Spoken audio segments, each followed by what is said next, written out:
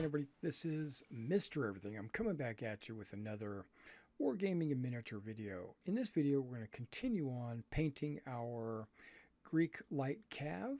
The first paint I'm going to use here is burnt umber. It's a really dark brown, and we're going to use that as the base undercoat for the horses.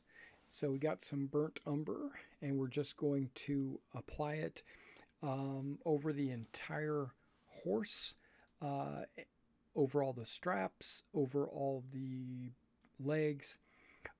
If you haven't noticed, initially I primed this using a Krylon flat red, which actually comes out looking a lot like a red-brown. Now it's okay if this brown paint gets on the blanket or on the legs of the model or anything like that, because it's dark enough brown. It's almost a black. It's like a black brown. It's going to make those areas look like shadow anyway, so there's no real concern with overpainting or anything like that. All right, so let me just go ahead and paint this horse, and then we will be on to the next color. Now, P.S. This is the third part of our Victrix Greek light cav review and paint and assembly. What I have noticed comparing these to my Warlord Games Macedonian cavalry is that these are a little bit more chunky and a little bit larger. I'm going to give the Macedonians, if I had to kind of compare them, I would say my Macedonian companion cav that I got from Warlord Games is probably 25 millimeters, where these are 28 millimeters. So there is a slight difference. The next color we're going to move on to is nutmeg. Now, nutmeg is going to be watered down. I've watered this down about 50% water and maybe more than 50%. I'm going to put it generally in the center areas of the horse, leaving a dark border around the outer edge. You can see it now, how like where the blanket has some dark brown, and this is, I'm layering this nutmeg. Because of the water content, I thinned it out enough where when it dries, it's going to dry transparent, and so you're going to see some of that dark brown underneath. This technique is very good in painting large areas like horses, and if you're not too concerned about the straps or any details, right? Because what I'm going to be doing is not painting the straps, not painting the mane or the tail. I'll be doing those later, but you by not painting the straps, it comes out as looking like you did paint the straps the dark brown, if that makes any sense. There's going to be multiple layers of multiple different colors of browns, gradually making it lighter and lighter. Okay, so the first coat is nutmeg. It's a little bit more than 50% water, and this will dry transparent. And then you'll put another color on, another layer of nutmeg, and it will make that nutmeg a little bit more translucent, or opaque, so that you can gradually get it closer and closer to the color you want. Now, if you want it to be nutmeg, then you wouldn't need to move on to the next step that I'm going to go on to. I'm painting all 12 of the horses with this technique, and so what I'm going to do is use this Macedonian, this Thessalian, as my primary model for this paint. And this is the one I'm going to keep coming back to show you the techniques that I'm using. You also might notice that I've got them on this giant base, this huge base. Well, that's a 2-inch by 2-inch Litco base that I've mounted a 2-inch magnet on the top, and the cavalry bases are glued onto pill bases. These pill bases are also from Litco Aero, and I got some pill flex steel. I put some flex steel under the pill base, so now the wooden pill base will actually stick to the magnet. Now I have it, I will eventually, I plan to put 2 of the horses on one of these bases, so it'll be like the movement stand will be 2 horses. But just for the painting purposes, I mounted 1 horse per base. Just make it convenient to hold and to paint. All right, so let's continue to watch as I paint. And when this is dry and I come back to it, we'll be back. All right, now you can see how it dried, and you can see the dark shining through. It dried a little transparent, but it lightened everything up, and we're going to just go ahead and put a second coat on, also watered down, so it'll be transparent. But when you layer it like this, you will not get any brush strokes. It will dry smooth, and there won't be any harsh transitions. Like from the legs, I have the bottom halves from the knees down on the horse's legs, the original burnt umber, but by using a layering technique down to the knee, it looks like the color just gradually changes from the nutmeg into the burnt umber.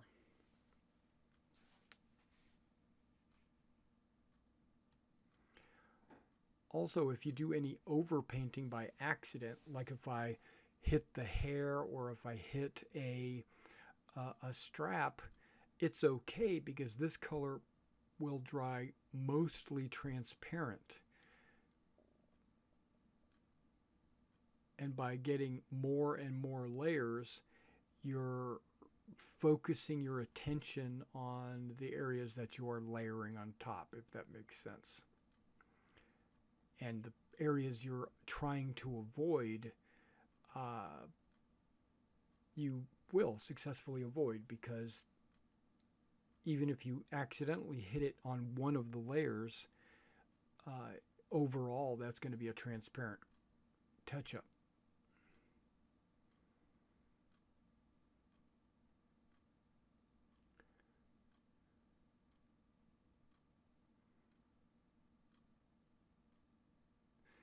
Yeah, I was noticing that on these Victrix horses, they are beautiful models.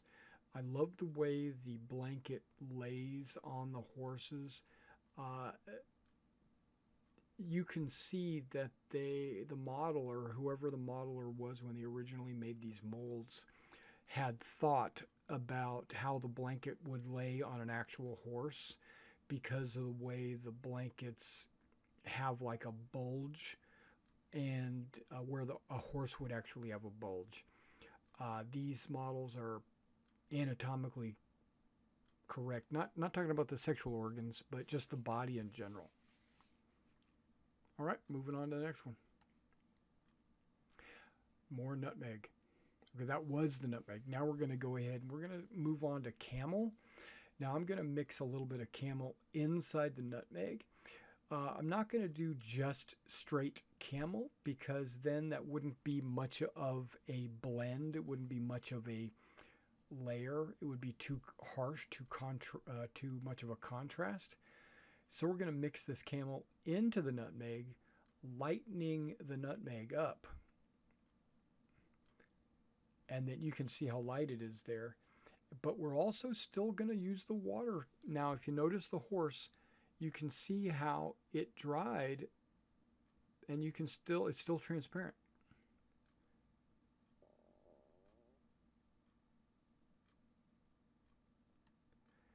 Now this looks very like covering, right? It looks like it's going to cover the entire model and there's not going to be any shine through or anything like that. Well, that's a trick. The water and the pigment will separate and it will make it transparent. Just right now, it doesn't look like it's transparent.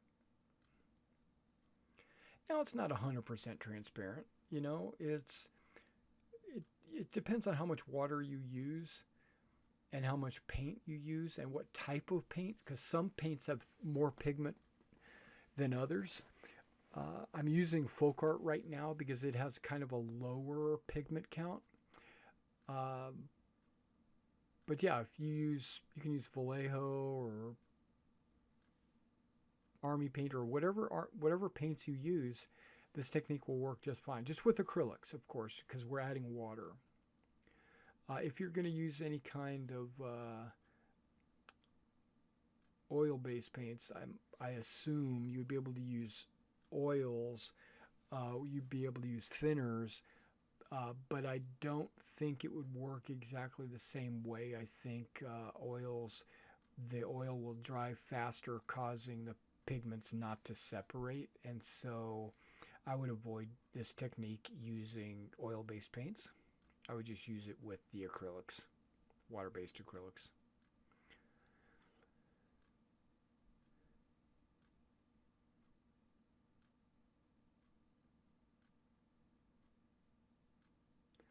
Now the bit and bridle and the harness around the head, I'm avoiding. I'm painting around that. And with the burnt umber as the primary coat, and that's the color of the harness, anything that I don't paint will turn into kind of a shadow. It'll look like it's been washed or it's got like highlighted without actually doing any highlighting. All right, let me put this one down and we'll move on to the next one. All right, we're going to use some blood red. Danger red, sorry. Danger red from Warlord Games, which I think they're using an Army Painter paint.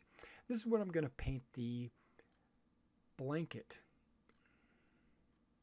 I'm not using the same technique. I'm not using the watered down technique, but you could. If you wanted to, you could paint it with maybe a really dark red and then gradually build up your reds, your light reds, using the layering technique.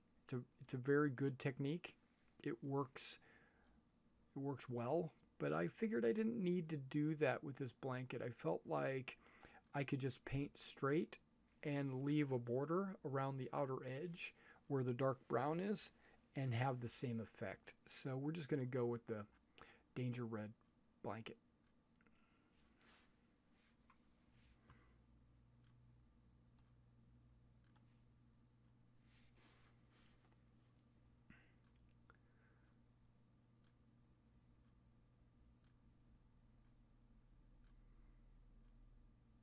Got to get the right paintbrush angle or right. Now you'll also notice that I am resting my hand on the table. I am pressing my right hand into my left hand. I'm using my fingers as kind of a tripod. It's to stabilize my brush. The two hands are almost always touching when I'm painting because if one hand shakes, they both shake. And so that prevents any duplication of error. It basically brings the shake in line with each hand so that it's effectively not shaking. And then I also use the table as kind of a base to rest my hand on so it won't shake.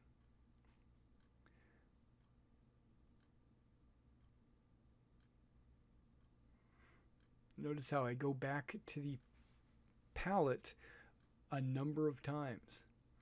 If the paint on your brush doesn't just automatically flow off your brush onto the model, if you have to drag your brush across it and force the paint off of your brush, then you don't have enough paint on your brush. So I'm constantly going in, grabbing paint, putting it on the model, going back to the palette, grabbing paint, putting it on the model. I'm not trying to force it onto the model.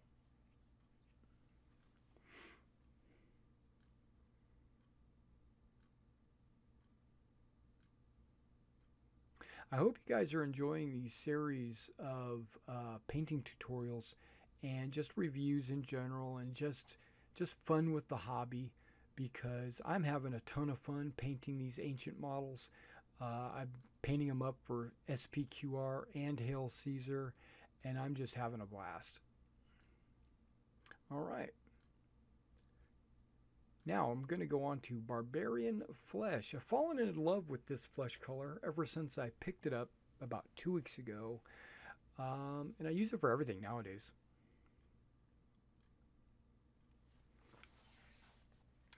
All right, now these Greek cavalrymen have a tunic on and nothing on their legs.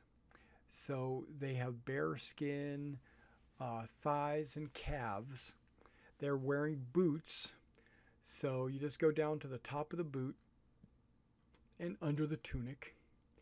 Be careful not to paint the red blanket.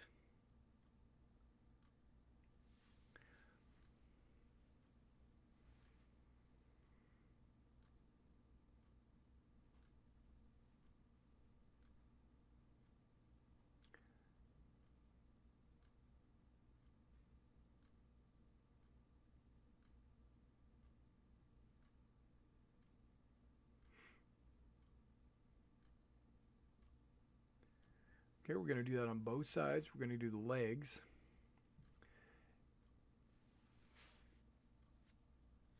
And then you'll notice the arms. Now, on the majority of these arms, they are bare skin from the underarm, the armpit, or shoulder all the way out to the hand. But there's one model, or there's three, because there's three identical sprues, but there's one model on that sprue that has short sleeves, so you have to just be careful not to paint where you're painting. Just be aware of where you're painting. And by priming this model with a red brown, or a flat red, actually, they call it flat red primer, it's actually the perfect primer for flesh. Flesh goes on top of browns and reds very well.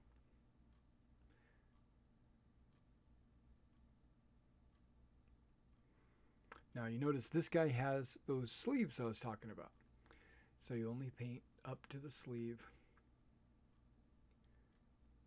Now we are going to be putting a wash over the flesh. We're also going to be putting a wash over the entire model.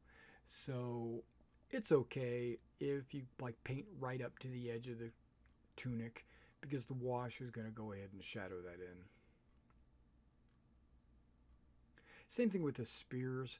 If you paint a little bit onto the spear, it's okay, because you're going to wash, and that's going to put like a dark line between the hand and the wood.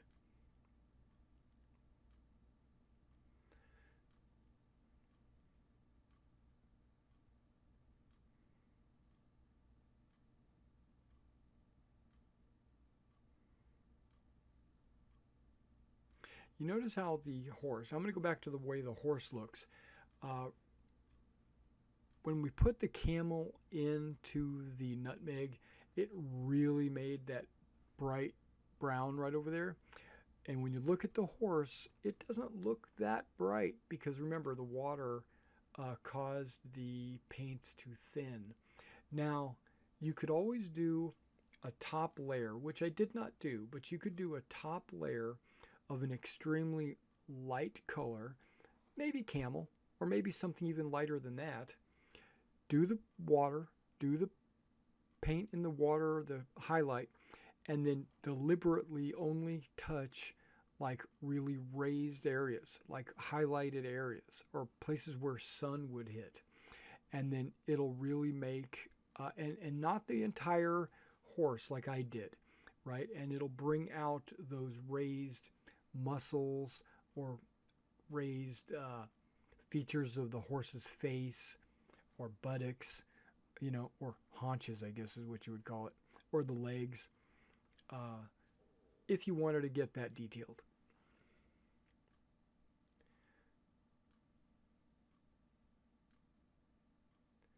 Okay, we're getting under the helmet on the face of the rider.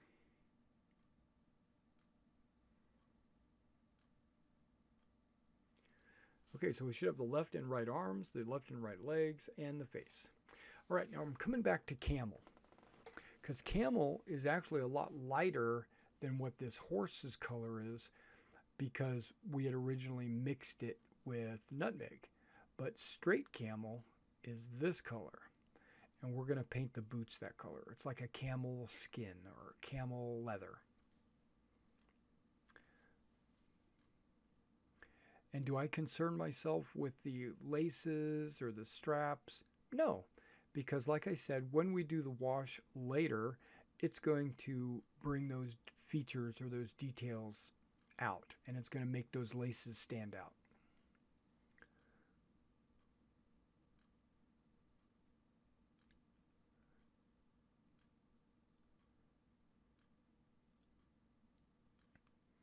Get both sides. I also get underneath.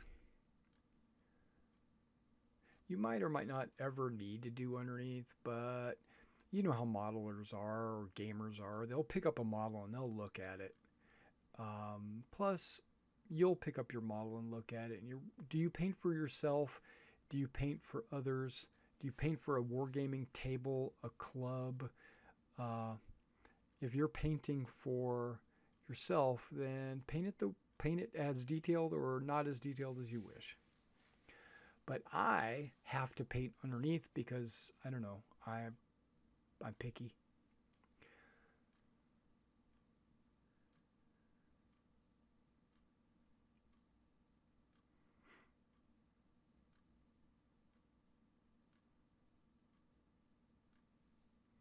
And this is not watered down. This is, I mean, it's got a little bit of water in it just to make it flow easy on the brush, but primarily it's just paint.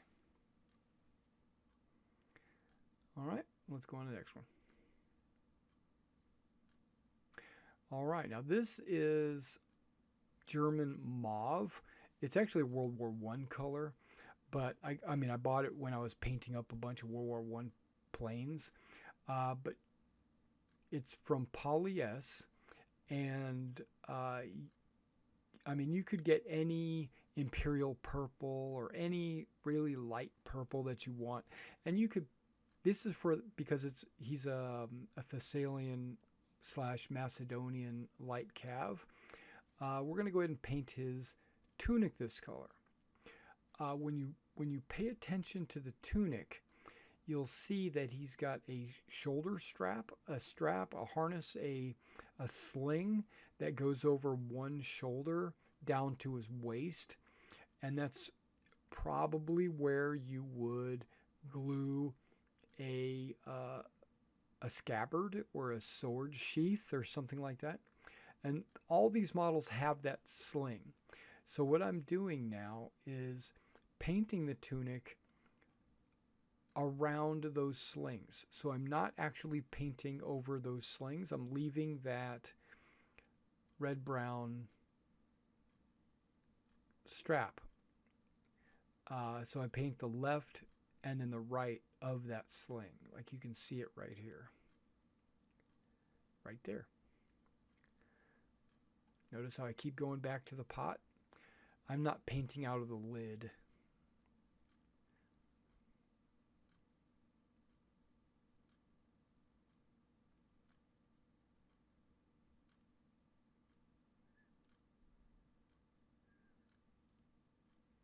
Get the sleeves, get the collar, and then there's also a belt.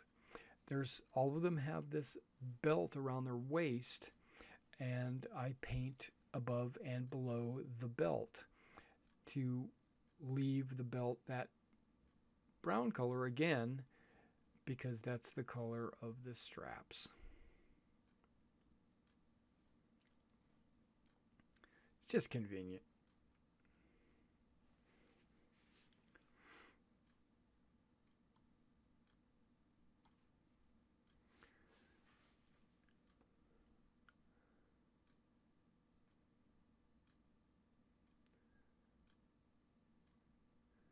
Okay, now when you're painting the tunic, be sure not to get it on the flesh.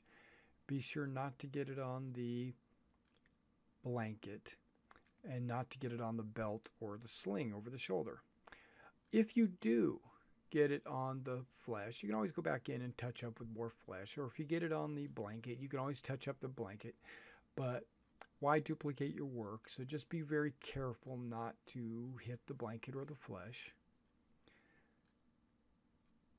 And use a fairly fine tip brush when it comes to doing this kind of work, because you're trying to avoid making a mistake, or overpainting, I should say. Not a mistake, just trying to avoid overpainting.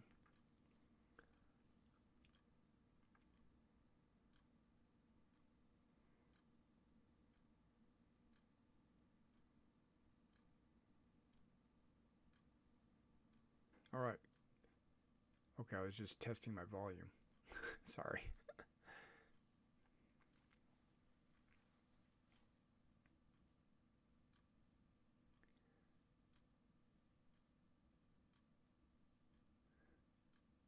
Now, on all of these light cav figures, I rotated through a variety of different colors for their tunics, like that blue and that green that you see over on the screen right there. I used those for tunics. I used the mauve for saddle blankets. I used the blue and the green for saddle blankets, as well as red. And then I also used linen on probably more than half of the cavalry figures. I actually used a linen color to kind of whiten everything up. The colors are rare, but they're bright. They're extremely gaudy or garish, or not, I don't know what the word you're looking for, but it's like there are just bright colors. And Macedonia loved purple, yellows, reds, and blues. So, using a lot of purple. And it's not really a deep purple, it's kind of a light purple. It's called mauve. In this case, it's German mauve. It would be a camouflage color that you would have used on a World War I biplane in Germany. Central Powers. All right, well, this guy should be pretty much fini when it comes to his tunic. Let's go ahead and set him off to the side and continue on.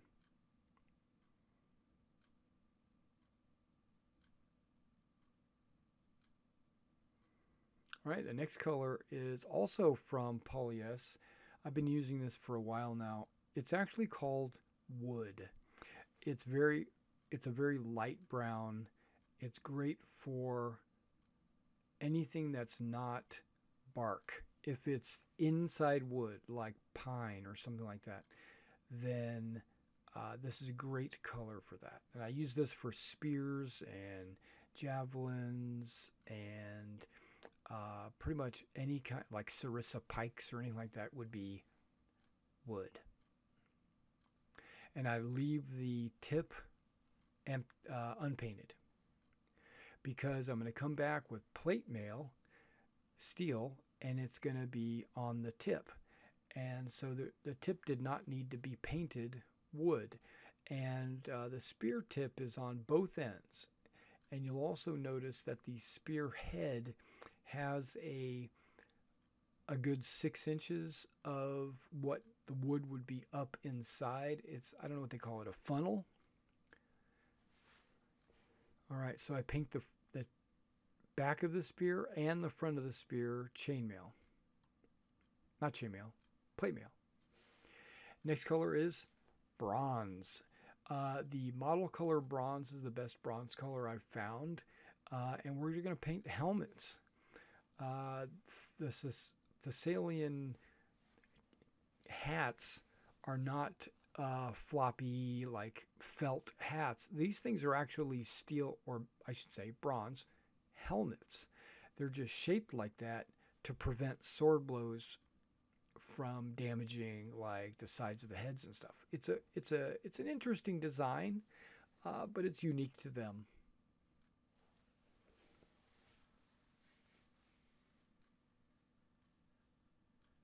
It's not the only helmet they wore. They wore a few other helmets that were less pronounced than these, but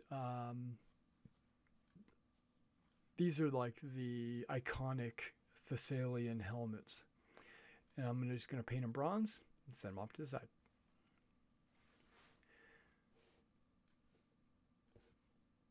All right, so now you can kind of see how bright these are. Uh, let's go ahead and hit pale sand. Oh, wait a second. This is the model. Okay, now that I'm remembering, this is the model that has the lion, tiger, cougar, panther, whatever type of cat pelt instead of a blanket. It's using like a lion fur skin as the blanket. And so I felt that that was important enough that I would film that, even though it's not part of my Thessalians, that it would be important to show you how I was doing it. Well, I took the pale sand and I painted over the entire cat fur, all the way to the edge. Now you still see a lot of that burnt umber underneath, and it still looks like it kind of darkens the edge of it because I don't know, it just makes it look like it's highlighted when, or what's the word, shaded, when in fact it's not. It's just the burnt umber underneath. And I took this really light yellow, really light brown. It's called pale sand, and I'm painting the fur this color. Now, this is not the color that the fur will be. This is just a color that I use to build up from. And not only are we building up from this pale sand, the pale sand is going to be left around the outer edge of the fur. So you will actually see pale sand along the edges of the fur. And then as you go further inside the fur, it'll get darker and darker. All right, so let's just continue on watching me paint this blanket.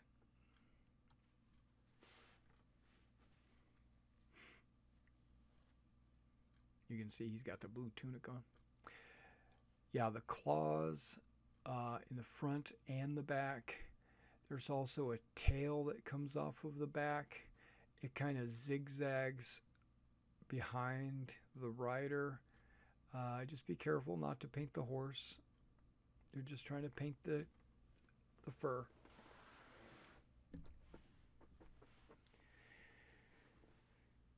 And the hind claws and the main blanket.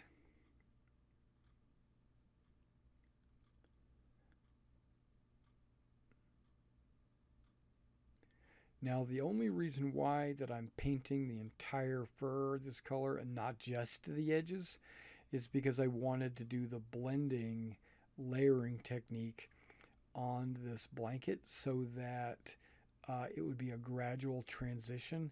And if I left it red-brown in the center, then that transition would have a really wonky effect, and I didn't want that. I wanted it to be gradual and unobtrusive, or so it wouldn't be super sharp, or you know.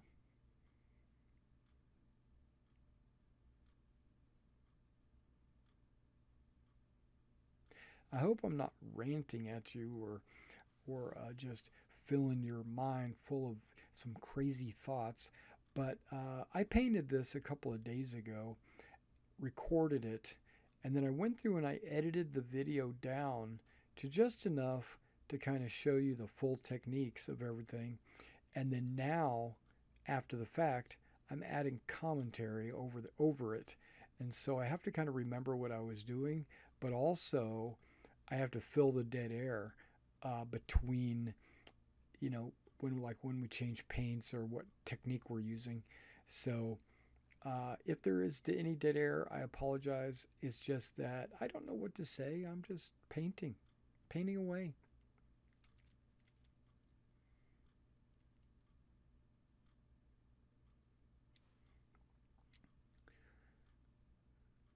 Just so you know, I do plan to get a lot of Victrix models in. I actually ordered quite a few. I'm still waiting for them to be delivered. Once they are delivered, I am going to do a similar painting and assembly series on each of the ones that I get. We'll do a review, see how they are. Size, I think I want to do a size comparison because, like, these horses and men just don't match up with my other models. They're much larger. These I would consider heroic scale.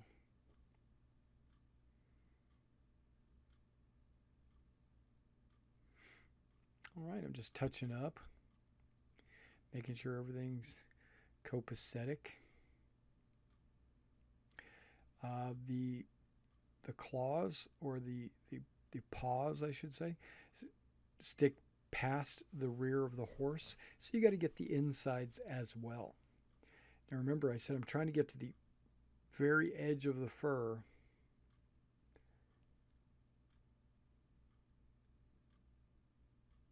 And it's okay if a little bit of the brown is shining through. All right, so let's go on.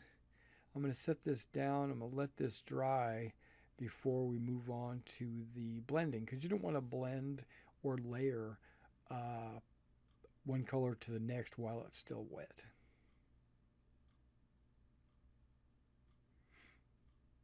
Apparently I'd missed some stuff. I'm going to touch it up.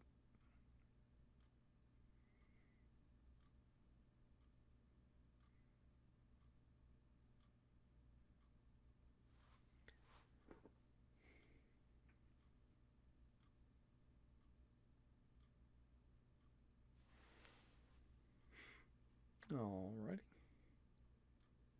Okay, now the next color we're going to use is this ochre color, which is kind of a yellow orange ochre, and I'm going to paint that onto the skin of the lion. It's actually and I am doing the blending technique, so it's very watered down.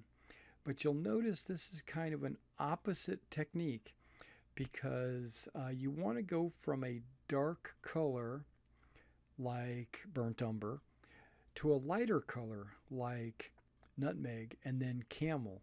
You don't want to go from something like pale sand, which is very close to white, and darken it up. That's not normally what you would do. But in this case, on the fur, that is exactly what I wanted to do. I wanted the underside and the edges to be that pale sand, and then I wanted it to get darker and darker as you got closer to the center.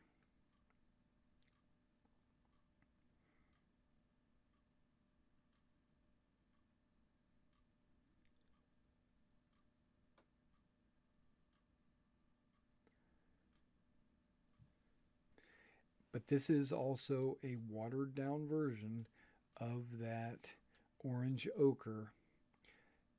So when it dries, it's going to dry very translucent, and you'll be able to see a little bit of the pale sand. It'll be whiter, it'll be lighter, and you got to do a couple of coats, 3, 4. I think I did 5 coats on this.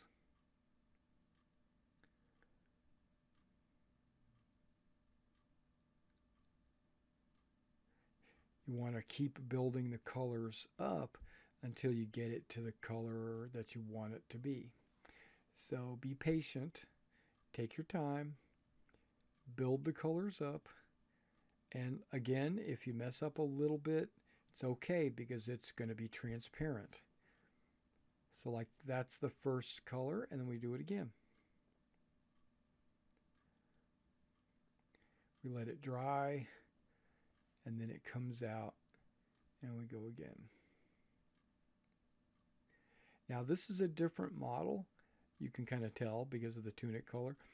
But I did 3 of these models, this technique, right? Because there's 3 horses with this type of fur blanket on it. So I did all 3 the same way. And this is the second layer.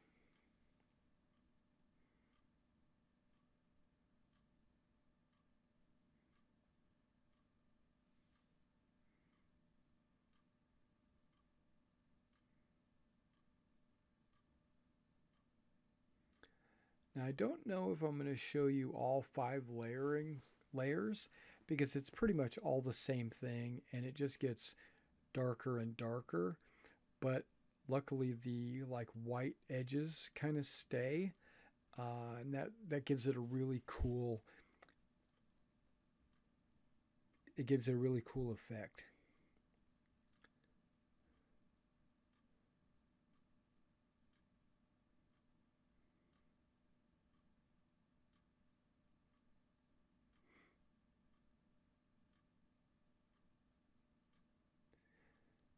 All right, now there's a little bit. All right, so now I did like 4 or 5 coats on this, and this is what it kind of turns out to look like. This is perfectly fine. You can use it as a lion, just like that. But what I wanted to do was take one of these models and kind of show you what is possible. And so what we're going to do is we're going to make one of these furs a leopard. So it's going to have spots. So what I'm going to do is I'm going to grab my burnt umber again, right? I'm not sure which one of these models I want to use, but I'm going to grab my burnt umber, right, which is a really dark brown, and I'm going to take a smaller brush, and I'm going to draw some very small 1 or 2 millimeters across. I'm going to draw little U shapes, right? It's going to be little crescent shapes.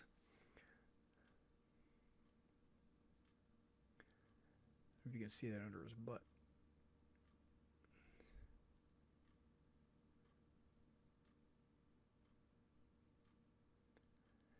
And I'm going to do a number of these. Now you can make as many as or as few as you want, but take a look at an actual animal skin, animal pelt, and then try to mimic exactly what that might look like on a model.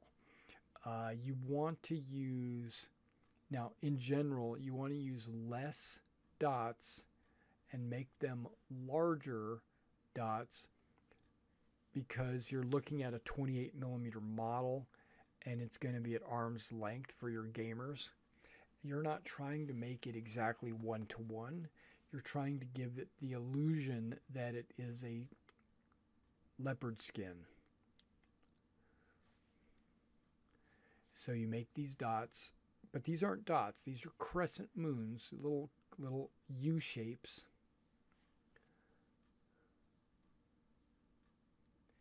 And I did not put them down the arms of or the hind legs of the creature, only the main body area. And that was kind of subjective of where the main body was. So like the part that I felt was not part of one of the arms.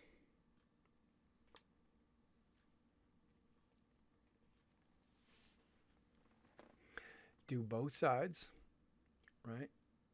And if there's any spots that don't look correct or they don't look like they have enough paint on them or they're not done properly, go back in and kind of just touch them up. And that's what I'm doing here. I'm kind of going back in and making sure my dots are the way I want them.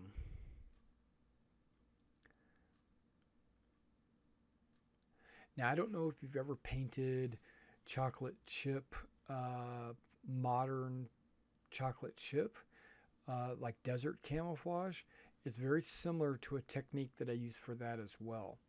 You paint the base coat, which is the ochre, then you paint the dark brown chip, and then we're going to put a very light colored dot inside of it.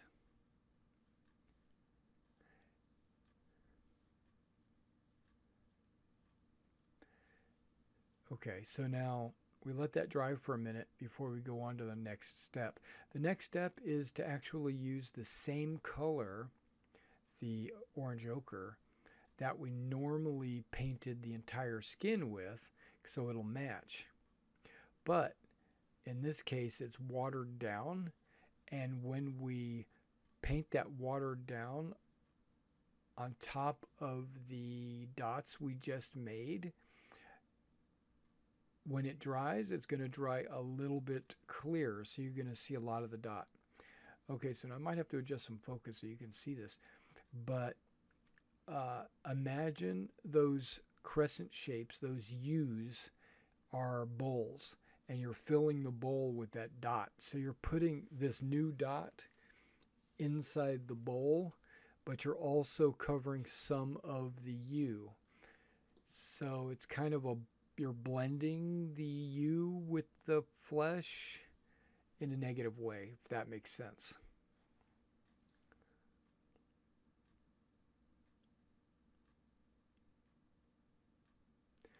Yeah, this is a little monotonous. This is a little time consuming, but the results will pay off dividends in the way your models look.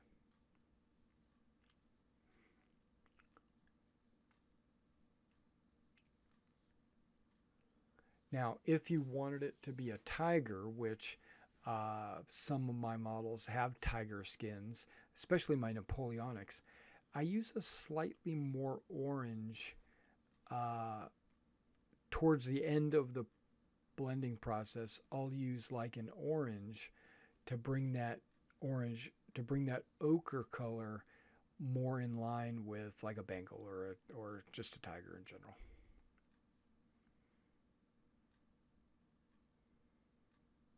All right, so all the little dots have little dots. Here's a close-up so you can kind of see.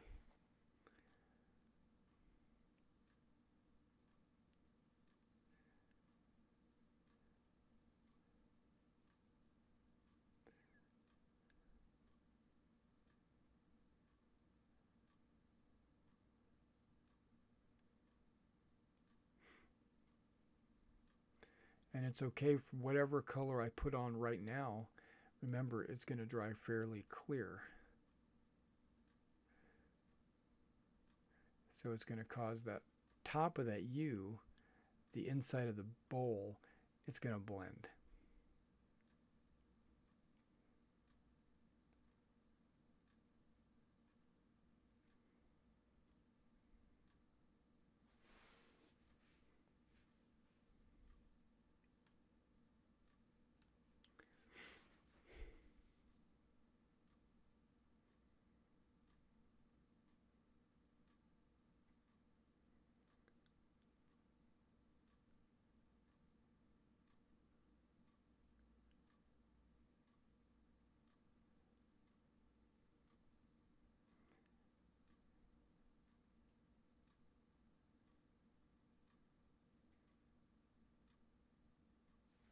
And if by accident I accidentally get it on the flesh, or if I get it on the boot, it shouldn't be too much of a problem because it's mostly water.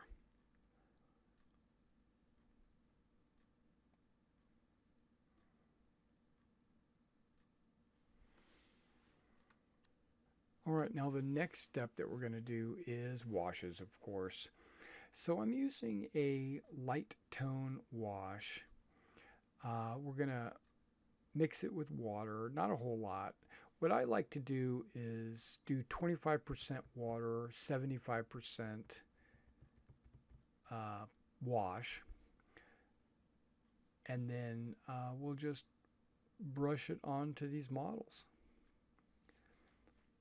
And there's our Thessalian that we've been doing. And we're going to brush it over the horsehair and the horse itself.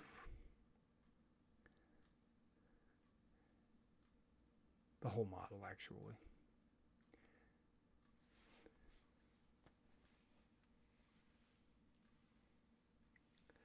And it will darken up those hairs. It'll get some shadow down inside there. But I'm also going to do the rider himself.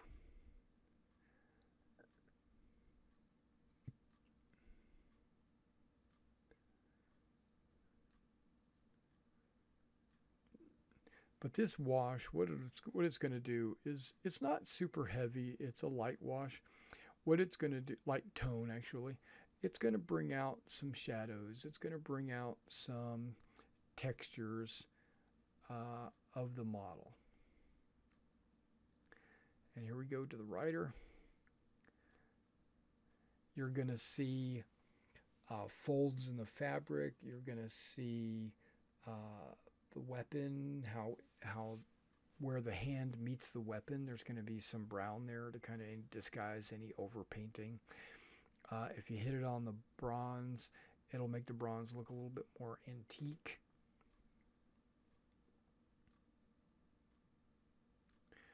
And because it's a wash and it has a wash medium, what it will do is it will settle. So, and then as it dries, just like all the other paint techniques you've learned today, it will thin out, and you will get, it won't be such a dark, harsh transition. It'll actually thin out, spread out, and settle into the cracks.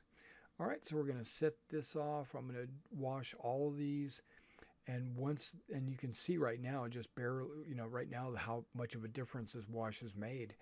But once we wash all of them, then we'll be right back. All right, now I wanted to show you some of these guys, what they look like after they've been washed.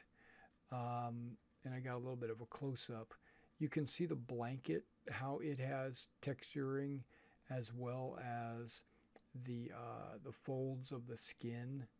I mean, not the skin, the cloth and the fabric. And that's one of the leopard skin guys.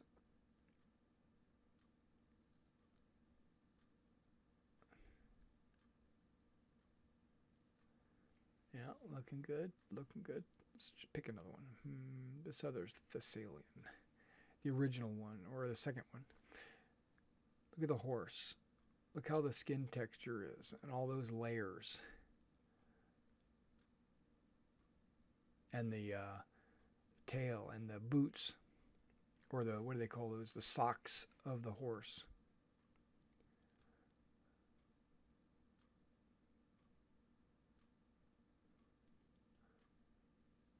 Okay, so now what we're going to do is we're going to go ahead and put the grit on these guys, and we'll be right back. What we use is a little bit of Elmer's glue mixed with some water, and what I do is to just cover the entire base. Now, these I did not put any putty on because the Victrix bases are super thin, so it didn't look like there would be much of a lip that's going to need to be puttied. So we're just going to put Elmer's glue over the entire base, and then we will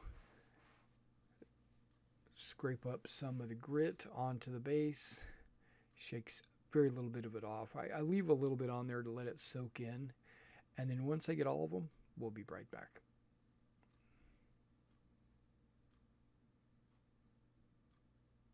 All right, they've all got their grit, and I've already shaken off all the excess grit. And now what we're going to do is we're going to apply some Battlefield Grass Green from Army Painter.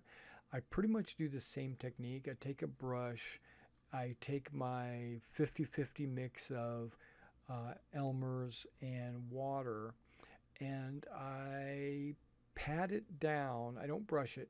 I pat it down into areas that I want the green grass to stick, and I only do about 1/2 to 2/3 of the base with the green grass. Yeah, 1/2 to 2/3. So it is the majority of the base over the grit, but it's not dominant. It's not like the major. It's not like over. I wanted to see some dirt underneath, is what I'm saying. So we sprinkle the grass over the Elmers, and we're going to set this model down, and we're going to let it dry before I shake off all of the extra grass. All right, allowing it to soak in. So once I get all that done, we're back with the rest of the models. You can see these are all of the models after the grass has been shaken off. I'm going to show them to you individually. So what I'd like you to take a look at is the blending of the horses, skin tones, also the fabric, and just in general what these models look like, because this is kind of our painting review actually.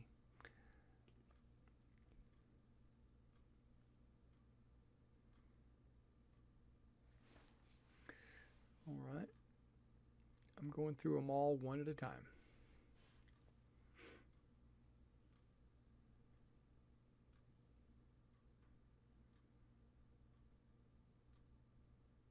And there were a bunch of helmets that I didn't use. Like that would be a Thessalian helmet, possibly. But yeah, there's a bunch of helmets I didn't use. There's a bunch of weapons I didn't use. We have not mounted any of the shields onto these guys, and I don't plan to do that until I get my decals in, and then I'm going to decal the shields, then glue them on. But until then, they're not going to have any shields. They're going to be light cavalry and not medium. And there's some magnet underneath. That's how I stuck it onto those 2-inch bases. Look at that! Look at that fabric. That wash really brought the fabric out. That looked really good. You can see all the folds.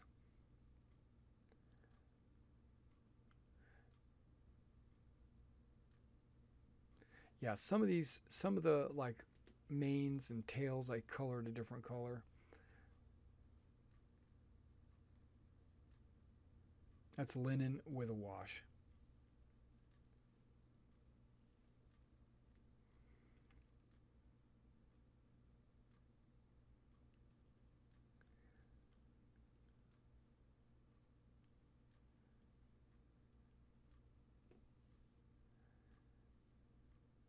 All right, well, this is the whole group. I appreciate you guys coming out and watching this video, and more will come once I get my shipment in, and I will see you next time.